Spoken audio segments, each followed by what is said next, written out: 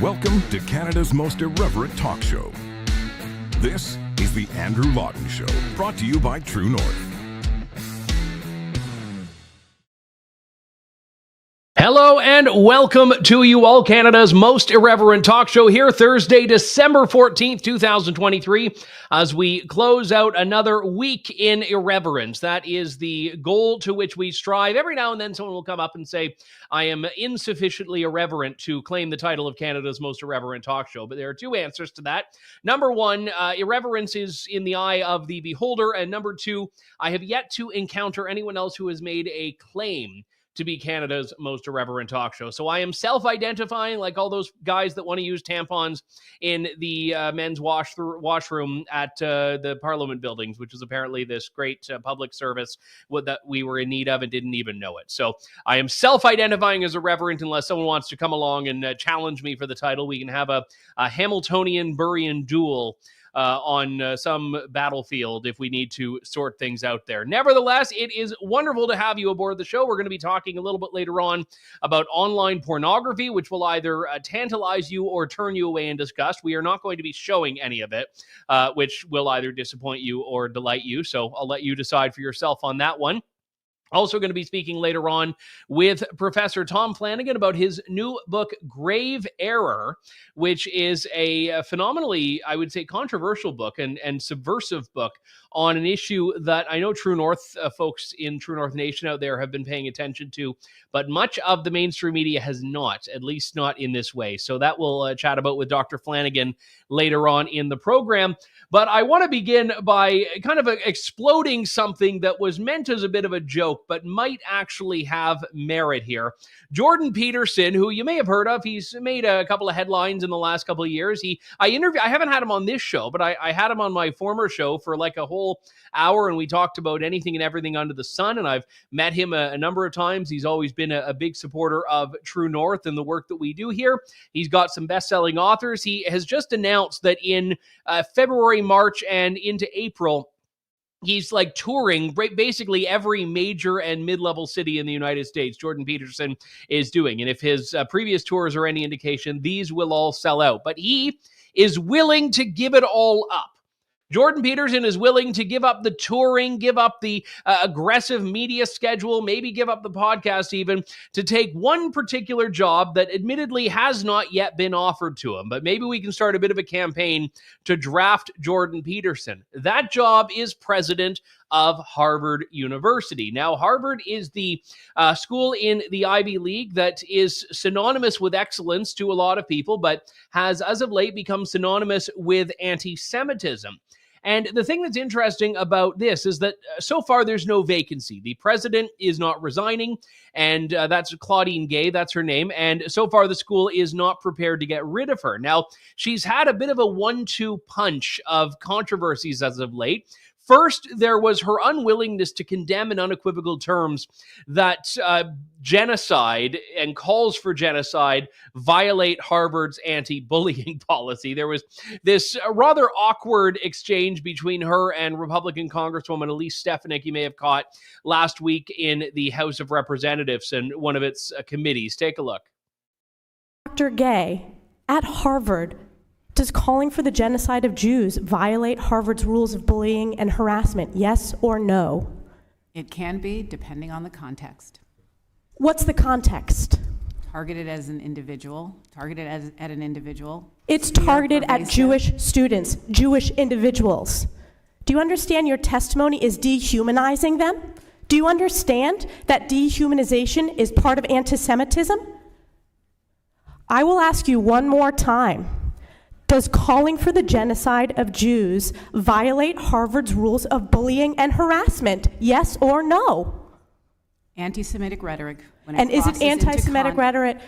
Anti-Semitic rhetoric when it crosses into conduct that amounts to bullying, harassment, intimidation, that is actionable conduct, and we do take action.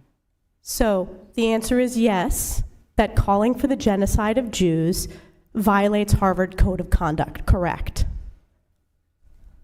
Again, it depends on the context. It does not depend on the context. The answer is yes, and this is why you should resign. These are unacceptable answers across the board. I must say, I don't love the showmanship of American congressional committees. I think it's oftentimes more powerful to let people sink themselves with their own words than to do this feigned outrage like Congresswoman Stefanik was. Ask a question. You don't need to cut her off and ask again because you know her answer is going to be more damning than your question is going to be in this case. But what type of conduct is it that has become the norm at Harvard? Well, here's just one example we plucked out for you.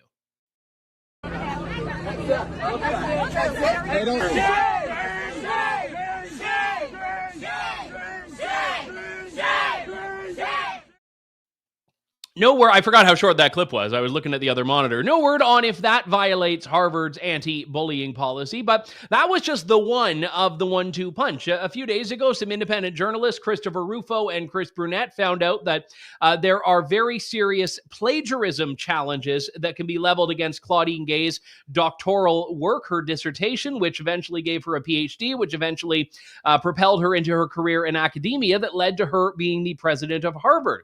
And they found that she has lifted a number of passages without attribution, which in a couple of cases, the authors of the plagiarized work have said, yeah, this pretty much looks like garden variety plagiarism. But even so, she has not announced she's going to step down. Now, this is where Jordan Peterson comes in. Jordan Peterson had this rather cheeky post on X this morning. Excuse me, Harvard, if you're looking for a new candidate for president with a proven academic track record, a now international reputation, and the ability to stand up to the bloody narcissists of the woke mob, I know someone who might be interested, just saying. And then to punctuate it, he put a colon and a clothing parentheses, which I believe is a smiley face emoticon, as the kids say. It's not an emoji.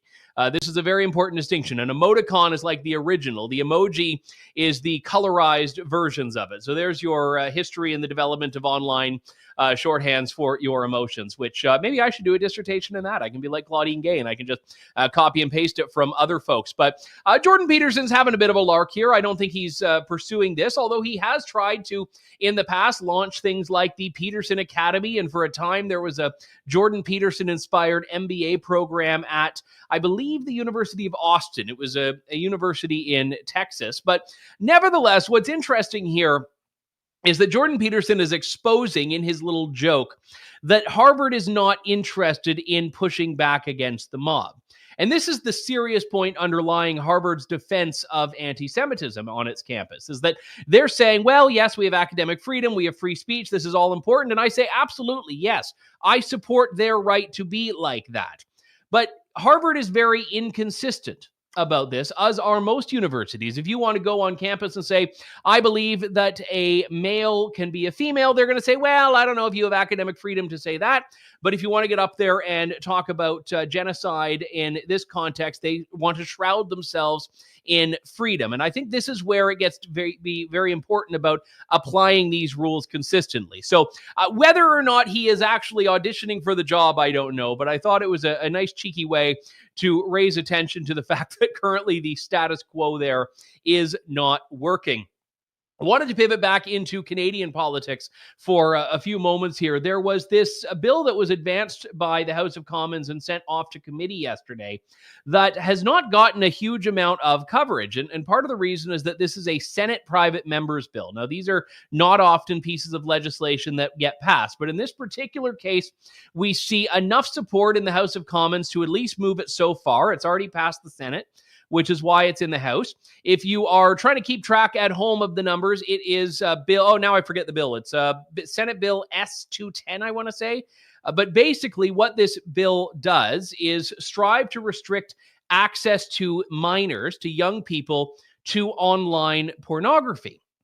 Now, let me first and foremost say, I wholeheartedly agree with what the bill is trying to accomplish. I think that online porn is tremendously harmful when you're talking about the implications on young people. I know it's very accessible, and there have been studies after studies after studies that have shown that young people, children, I mean, in some cases as young as like 6, 7 years old, are accessing just absolutely horrendous and vicious things that become part of their perception and conceptualization of what sex and sexual expression are. I'm talking about violence. I'm talking about sex acts that most adults who have been, engaged in sex for much of their lives would not even know exist. And this is something that we see happening. So the idea of preventing children from accessing that, I agree with wholeheartedly. The question becomes, how do you do it? Now, what this bill would do, if passed, is create a regulatory environment where you need to provide proof of your age if you want to get on a website that is offering sexually explicit material. Proof of age. Now, does that mean like when you want to go to a website, oh, I just have to say my birth date is, January 1st, 1901 and click OK and that's that? Or does it mean something that is more comprehensive? They want something more comprehensive, like, for example, uploading your identification. Now, this to me is where you get into the very glaring issue here with this. Now, the Conservatives, the NDP, the Bloc Québécois, they were all supporting this. It was most Liberals that said no, and then the Conservatives kind of just started being very outraged about, oh, how dare the Liberals vote against this? Now, why the Liberals vote against it, I don't know. But suffice it to say, I do not believe their approach is from the same place that mine is, which is that I concede there is a harm. I agree that harm needs to be dealt with. But I don't believe that this is going to create the solution that people think.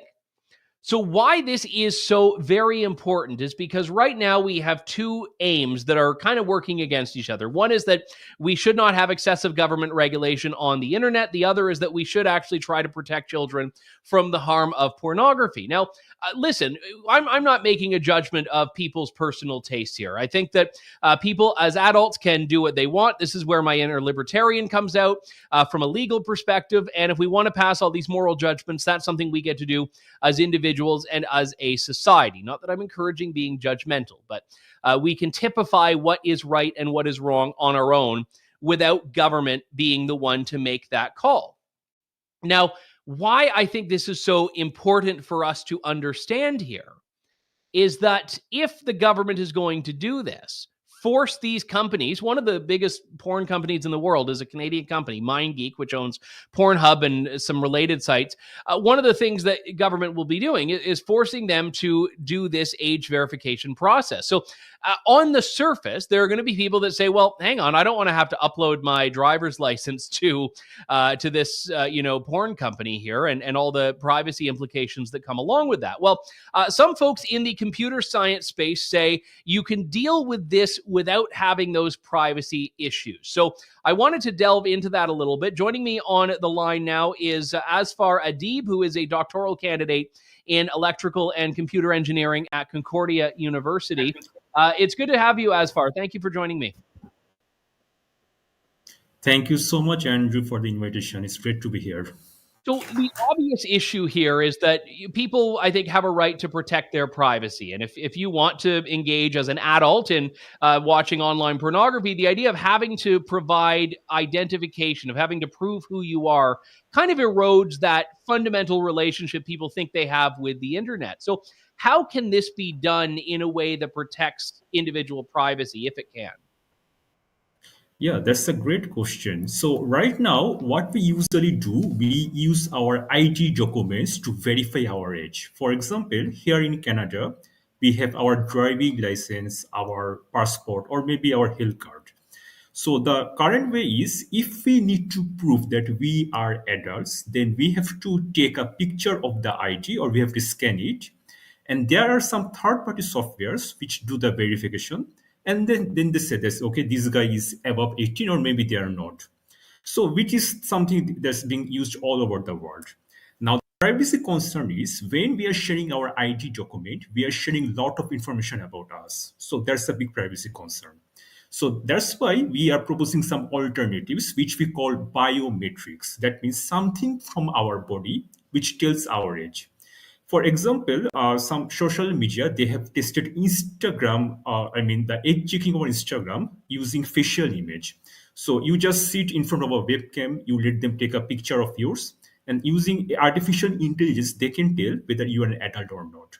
So this is considered more privacy assuring because we don't need to share our ID documents. And consequently, like I am doing my PhD research at Concordia in Montreal, we are working with hard signals which can tell our age, and also there are some other technologies. So in summary, ID document is an option. The other option is using biometrics, which comes from our body and which tells our age. I think this raises, though, another issue. I don't, not to be too graphic here, but someone who's about to access a pornography site, I don't think the thing they want is for that website to be taking a picture of them in that moment. Yeah, this is really a hard call. So it's up to the user. They have to decide. Do they want to share their ID, or do they want to allow to take their image? In either way, they have to tell something about themselves. And that's why we know there are other opinions about this bill. But as you rightly said, Andrew, this bill is very important to protect our kids. Because in last 10 years, child sexual abuse have increased over 800% here in Canada. And we still see these stories. Just 2 weeks ago, we saw a story of a boy of 12 years committed suicide because he was a victim of sextortion. We know about Amanda Todd in BC, who took her life 10 years back, and she was a victim of sextortion as well. So we need to protect our kids, and that's why we have to make some compromise. So we are working with different technological options, and it's up to us whichever we take. Now, I know there are options here. I mean, as it's worded now in this bill that's making its way through Parliament, government could force websites to do this. Now, would the expectation be that each website has its own way of doing this, or would there be a natural third party that would emerge that websites would use that kind of does this, that people may trust? Like, for example, I mean, PayPal is an example where, you know, if you're a website, instead of just taking the credit cards yourself, you could just say, well, you know PayPal, you trust PayPal, you can use them and they'll pay us. Yeah, exactly. So ideally, this is done by a third party. There are different companies who offer this service. We can have a look at what UK are doing. UK has done a very good job in terms of online protection. Just recently, they had their online safety bill. So they have their own regulator who is looking after these things. So similarly, here in Canada, we need someone, it can be CRTC or someone else, to take up that responsibility to make a common platform where this age verification will take place. And as you rightly said, Andrew, whatever technology we bring, people will be concerned about their data. And we need to assure them that this data remain protected. It is not being used for any other purpose. That's why we need a centralized server which takes the data, which ensures that this data is not used by anyone else except for age verification. And we can integrate some third-party softwares to do the job for us. Now, so that obviously the best systems out there are vulnerable. I mean, just today in my city, for example, the library's website has been subject to a massive cyber attack and is inaccessible. So one idea that you mentioned in an op-ed I read from you is that there's a system in which the data can never be saved at all. Like, it could basically be assessed and deleted immediately. But is that as transparent as it sounds, or does it live in some way, in a way that theoretically some hacker could access? Yeah, ideally the law requires you to just to check the age and maybe keep the data for a certain time. It can be for 1 minute or 2 minutes, and then the data has to be deleted. That's what the law requires. But as you again rightly said, yes, there are always loopholes in the technology, and there are ways to breach the data. So we need to give our best try. So I can mention about the UK example or about the European example. They have the GPDR there, which is the privacy protection law, which is pretty strong. And whenever there is a breach, the consequences are very harsh. So we have to work in both ways. In technically, we have to make sure that, yes, we have this technology which can do the age verification and delete the data in 1 or 2 minutes or in a very minimum time frame. And on the legal side, if there is any kind of breach, we need to make sure that the companies are accountable. It might be a hard call because not everything is hosted here in Canada, obviously. We have the big social media companies and a lot of websites who are not legally accountable here, but still we have to put our best try to make them accountable. So that's what we need to keep trying. Well, it's certainly an interesting topic, and I think there are a lot of questions that people can have and should have about the regulatory side, about privacy rights, but understanding the technology, I think, is crucial to that. So your insights have been very helpful on this. Asfar Adib from Concordia University, thank you very much, and I hope you'll be able to testify before a committee when this gets further through. Yeah, I hope so. And thank you so much for having me. Have a very All good right. day. Thank you very much, Asfar. And look, I mean, I think his points there that he's raised are useful. And I know that some of the words will trip the radars of the privacy minded when he talks about central server and biometrics and all of that. But I think that's important because if you are supporting this legislation, I think you need to realize what it is that is involved in this process. And look, I'm so sympathetic to the problem, and I cannot stress that enough. I am so sympathetic to wanting to keep children, vulnerable people, away from materials that they are not supposed to be accessing. But again, I also am very aware of the fact that conservatives have spent the last few years railing against the CRTC expanding its regulatory control over the internet. So to all of a sudden wake up and say, well, we want the CRTC to regulate online porn, not just for Canadian content, which we know is going to be coming. So people are going to be doing unspeakable things to their poutine once C11 is implemented on these websites, but not just regulating Canadian content, but regulating access and making these websites collect information about users, not just minors, but information about people who are, 30, 40, 50, that for whatever reason, they want to kick back and enjoy the latest. And the thing that I find so fascinating about this conversation is that we're assuming that kids who are seeking this out will not find ways around it. And this is, I think, where we go to any parent who's tried to set up some, parental controls on their internet surely has a false sense of security about that. Kids are smart. Kids outsmart technology. Kids will find ways to work around it. They'll go to websites that are unregulated. They'll send stuff around in WhatsApp groups. I mean, it'll be like the equivalent of, I guess, passing around that same magazine that, your older brother picked up or something like that in school, but they will find a way to do it. Now, does that result in a net benefit if it's still harder to come across? Maybe it does. But I think the problem that we run into here is that we are looking to government to be the answer. Whereas on this issue and so many others, I want to look at parents and say parents should be very forthright in having conversations with their children. Parents should be very aware of what their children are doing. We should be focusing on the education here. And I don't trust right now the public schools to do this. I don't trust the public schools for reasons we've talked about in the last few months. One person in the chat says that biometrics is more invasive than ID. Yeah, I mean, that was the thing. Like originally when age verification came up, I'm thinking of like some poor guy that has to or woman, it's an equal opportunity, that has to go and like scan their driver's license and, upload it to Pornhub. And all of a sudden there's now some database of, John Smith of 123 Maple Street loves, Phil, use your imagination of what John Smith of 123 Maple Street loves. But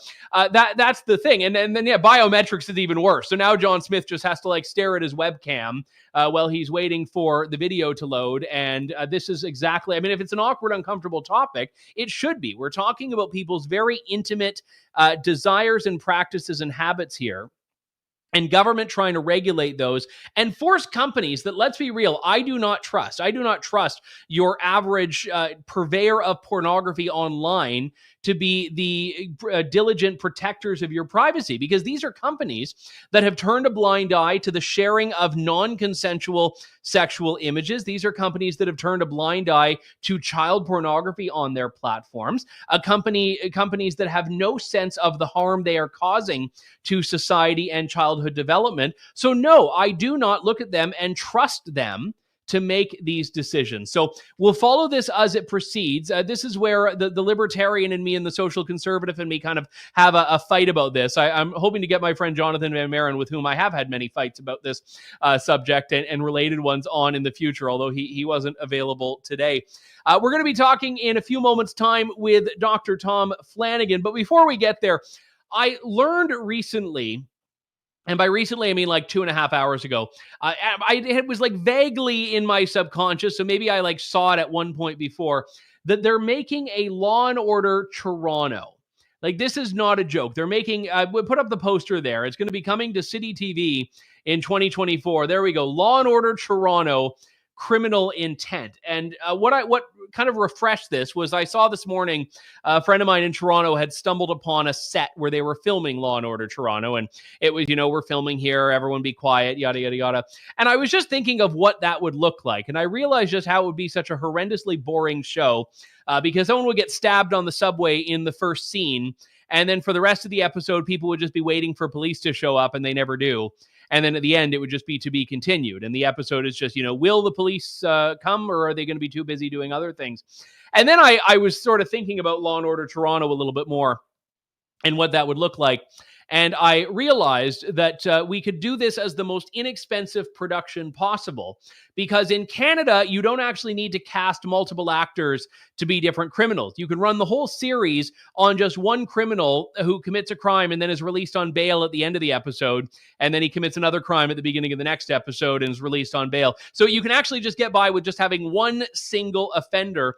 And that would make it more like a documentary than a scripted drama. So I don't know if that's what the producers are doing, but that would be my recommendation on this.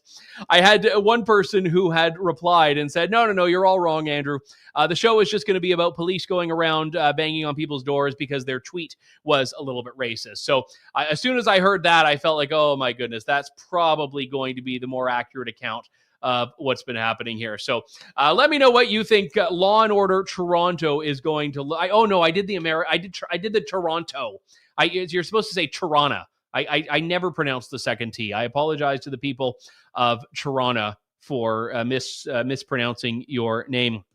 Although lately, now they've changed Dundas. So Dundas, who is this very positive figure in history that you may be familiar with, he's the guy. I mean, there's a town in Ontario named Dundas. We have Young Dundas Square. We have the Dundas subway station. The city of Toronto did this massive inquiry over like the last 3 years to effectively rename anything with Dundas in it. And they realized it was going to cost $1 bajillion and be so disruptive and all of that. And now what they've done is they've decided to, okay, we won't change everything. We'll just change some of the main things. So what they're agreeing on now is that they're going to change Young Dundas Square, and they're going to change any TTC station that has Dundas in it, which I think is like 2 or 3 of them. They're renaming Young Dundas Square Sankofa Square. Now, the hilarious thing is, this is a word. I don't know the language of Ghana. I don't know if it's Ghanese or Ghanaian. I apologize for not being an expert on African linguistics, but it's apparently a word that originates in Ghana. And what the word means is the act of reflecting on and reclaiming teachings from the past, which enable us to move forward together. So they're saying that this word is about reclaiming teachings from the past while purging the name of this historic figure who, by the way, has not even done the things that he's been accused of just being some, racist, hate monger. But they're trying to like put a heritage spin on this. And it's like, if you've ever been to Edmonton used to have municipal ward councils that were numbered 1, 2, 3, 4, 5, 6, and all that, like in every other city. And a couple of years back, they changed all the municipal wards to Indigenous words. And you'd look at them now, and you have people that are being elected in wards that they cannot pronounce. Like I could run in Dene because I can say Dene, but you've got others that are like, I'll get canceled if I try to pronounce them. But I look at them and it's like 17 letters and no vowels in it. And I'm all for people being able to pronounce foreign languages and learn foreign languages and all of that. But this is when we just take the reconciliation narrative a little bit too far, that it starts getting in the way of practicality. And that's effectively where we have gone to with this. And I think it's why the discussion about the residential schools narrative is such an important one, because this is an issue in which it all started with Kamloops First Nation in British Columbia. They come out with a very damning allegation, the discovery of unmarked graves of hundreds of children on the site of the former residential school. Now, you compound this with a media that loves the spicy narrative, with a country that, generally speaking, does not know its own history all that well. And you had this narrative that took hold that was pushed by the New York Times, by CBC, by CTV, that there had been mass graves discovered, that hundreds and hundreds of children had been murdered at residential schools. And look, I participated on a radio panel where the host, who clearly was not familiar with the story and what was even being alleged, made this claim when that was never even what the people of Kamloops were saying. But it started a bit of a trend, and other First Nations started to announce these discoveries themselves. We heard things that were being discussed that no one really knew, like ground penetrating radar, which sounds like it's very precise, but in reality just detects abnormalities in the ground that could be remains of a human, that could be nothing of the sort. There have been excavations that have been done at some of these schools, and they have not turned up anything resembling bodies. Where there was a site that did have bodies, it was an established graveyard that was used to bury both Indigenous and non-Indigenous people. So this is not to say that nothing bad has happened at residential schools. It's to say that we need to have a level of historic context and understanding when we engage in a very hot button issue. But this became an incredibly potent one politically. It's why the flag of Canada, the national flag, was at half-mast on public buildings for, I think it was well over 6 months. And it became literally a news story midway through the campaign when Conservative leader Aaron O'Toole in 2021 says, yes, we should fly the Canadian flag at full mast. And that, I mean, again, the idea that someone wanting to be prime minister says, yes, we should fly the Canadian flag and not keep it at half-mast indefinitely, that doesn't sound like it's supposed to be newsworthy. But it was, because that was the context in 2020 and 2021 that Justin Trudeau had set up, that Canada was a country we should be ashamed of, not proud of, that Canada's history was something we should run away from and condemn instead of celebrating and building upon. And that, I think, is why, as a country, understanding history is so important. I don't know if I have the book in my stack back there. I probably do, but I don't want you to have to just look at my back for some prolonged time while I try to find it. But Mark Milke's book, The 1867 Project, which was published by the Aristotle Foundation, did a great job at bringing in a range of people, including some from the political left, to talk about Canada and its history. And we had new Canadians, lifelong Canadians, lefties, right-wingers that were all saying, yeah, there's something about this country that we need to celebrate and honor and respect. And that, to me, is what we should be striving towards. And we're waiting for Tom Flanagan, who's been a very big purveyor of historic understanding for years, but he's also the co-editor alongside CP Champion of a new book, which True North actually co-published along with the Dorchester Review, called Grave Error. And it's a collection of essays that does some of these very things that we're discussing. I should share the subtitle too, Grave Error, How the Media Misled Us and the Truth About Residential Schools. And there's a foreword in there by Conrad Black, who, by the way, if you have not read Conrad's book, The Canadian Manifesto, I would encourage you to do it. It was a very short read, and it was not particularly expensive, but it was a book that gave just this condensed and really accurate and compelling account of Canadian history. And it was published by my publisher, Sutherland House, and it came out a couple of years ago, and it was definitely one that I would encourage you to take a look at. So if you're looking for a last-minute stocking stuffer for someone who hates Canada, you can give them both Grave Error and Canadian Manifesto and hopefully bring them back on board here. But why I think this is an interesting story is because it's not just a story of a country that does not know or care about or like its history, but it's also about a media that has that same approach and that same attitude, but also a bit more of an arrogance in how it tells these stories. And I mean, there were a lot of journalists that I think were very afraid, because of the political sensibilities around this, to ask any questions. And, you know, there were some very awkward encounters between some journalists and some Indigenous people that were involved in making these announcements. And you'd see that, and journalists were very, very nervous and very apprehensive about getting involved because they didn't want to be seen as racist. They didn't want to be seen as not respecting their truth, because we live in an era now in which truth is subjective. And I've grappled with the residential school issue because you can't have a nuanced conversation about it. I will not defend the residential schools program. I think it's a tremendous shame that we forced assimilation on people that did not want it. But that's also a small subset of the complexities around this issue. One is that the attitudes of time periods evolve and change. There are many things we do. Look, I'm convinced that in 5 years, we'll be in a country in which people will look at vaccine mandates differently than they did in 2021. We, with history, evolve and grow, and we realize, okay, maybe we were well-intentioned at the time, but didn't do the thing that we should have. But the other part that people often forget is how many Indigenous families saw this as being a positive for their children. Yes, there were children that were snatched away from their families, but there were also families that very much wanted their children to have a British education, to be steeped in the religious values of the day, the English language, and all of that. And the other part that's often very confused is that the residential schools of the 19th century were not the same as the residential schools of the 1990s. These things evolved as schools did in general. So when people say, and these residential schools were around until 1990, yes, they were.